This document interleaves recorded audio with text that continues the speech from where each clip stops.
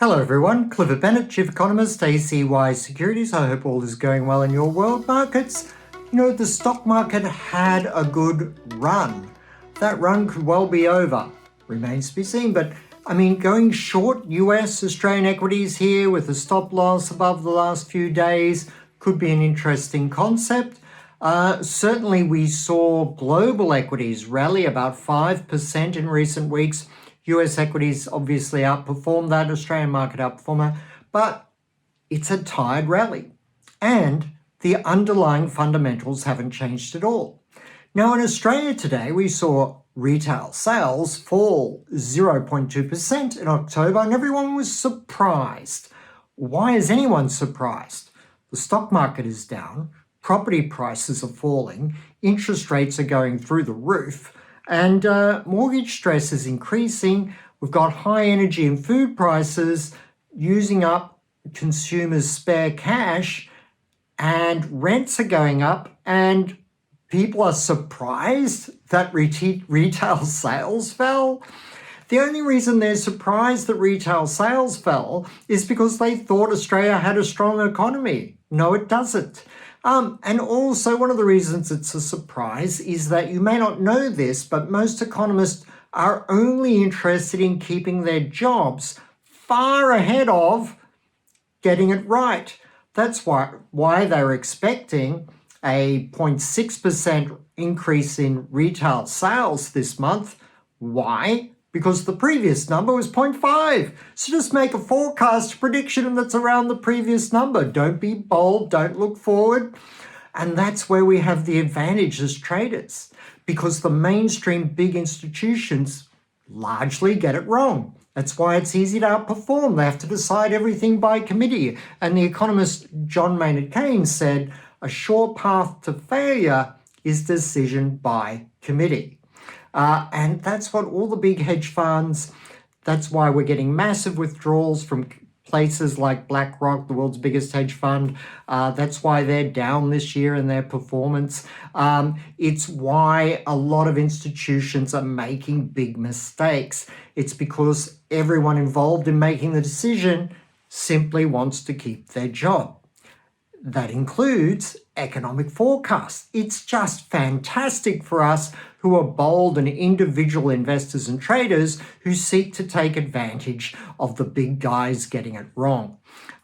We're on a much more level playing field these days, and therefore we have every opportunity to outperform the biggest hedge funds in the world. In fact, there's no excuse for not outperforming the biggest hedge funds in the world.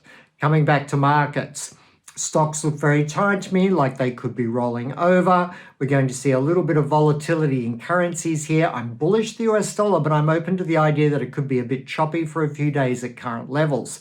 Overall, though, as I've said before, I think the US dollar is a bubble, but it is a bubble in the making and not necessarily a bubble that is immediately bursting. So we're going to continue to see poor economic data in the US economy. And as we did in the last week or two, we're going to continue to see the spin masters try to tell you that that means the Fed will pivot.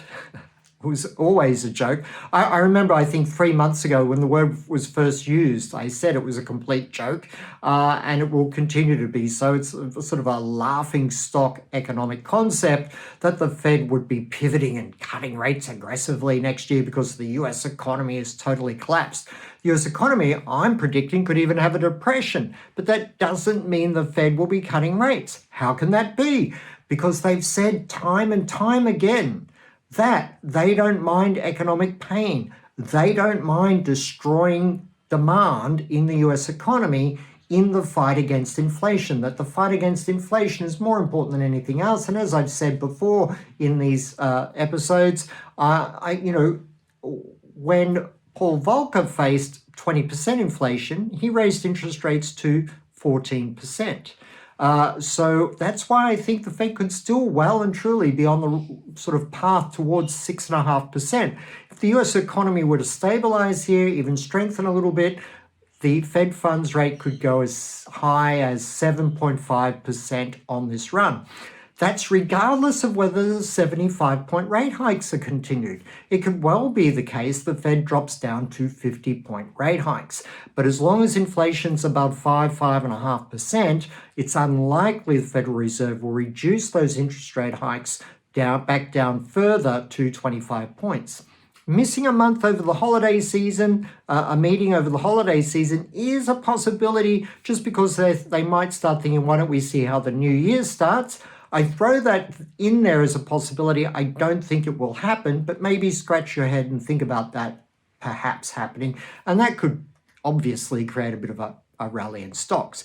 But the big mistake I see all the major fund managers of the world making remains this simplistic binary approach to markets, which is we just focus on one thing and that will determine what the stock market does. The stock market's affected by more factors than any of us could ever contemplate in a single lifetime. But of course, there are central players, and one of those are central banks and interest rates. But they're not the only player.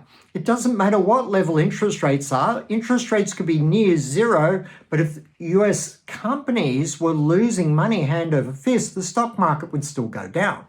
Now, that wasn't the case previously because of all the government stimuluses on top of the zero interest rate structure. They were making huge earnings, and therefore the stock market went up. But if the US economy continues to crunch, as I think it will, then earnings are going to continue to moderate rather sharply, and the stock market remains in trouble because it will be hit by ever higher Fed interest rate hikes continuing for some time. Back to retail sales in Australia. We're seeing services and manufacturing slow sharply in Australia, and the data has been there for the last 6 to 9 months for all to see. We've been forecasting a surprise recession for Australia for about a year now, at about this time, early 2023. Now, even if I'm wrong on the recession forecast, I'm certainly right on seeing well ahead of everyone else, including all of the major banks, the central bank and the government, this economic slowdown in Australia. There is an economic valley still confronting the Australian economy, as all of that potential normal economic activity had been sucked out of here now into the previous COVID stimulus period. So a lot of headwinds, and global economy is slowing, global trade is slowing. Occasionally Australia finds its way through that. We'll see how we go, but I'm not at all surprised that retail sales fell today. So here's a little forecast, a little bit bold. One of two things is going to happen. The next month in retail sales, we're going to see a small increase. By the way, department stores with a big decline, and that's where the real discretionary first warning signs of recession usually come from. So what I think is going to happen with retail sales going forward is that the next month could be a small up month, but then it crashes the month following, and for another few months. Or it still is stable or declines a little bit next month, but then has that sharp fall. So I'm still looking for retail sales to drop away rather drastically, when the rest of the market will spin to you that this was an aberrant number, and of course the Australian economy is strong and retail sales will go up in the future. What do they base that in? There's no basis for it. So Australian economy slowing, surprise recession risk, US still sort of, I think, a negative growth period for Q4, Q1 is possible, another recession. The United States could go into depression if the Fed remained very aggressive with the 75-point hikes, but it might slow down now to 50-point hikes, but the end number will still be very high, and that's not a good outlook, nor not a good environment at all for the US equity market, and therefore sentiment around the world. I would still be a seller of the euro and the Australian dollar and sterling on any rallies. I still like Asian currencies as an outperform against the non-dollar Western currencies over the coming year. I hope that helps. All the best, Clifford Bennett.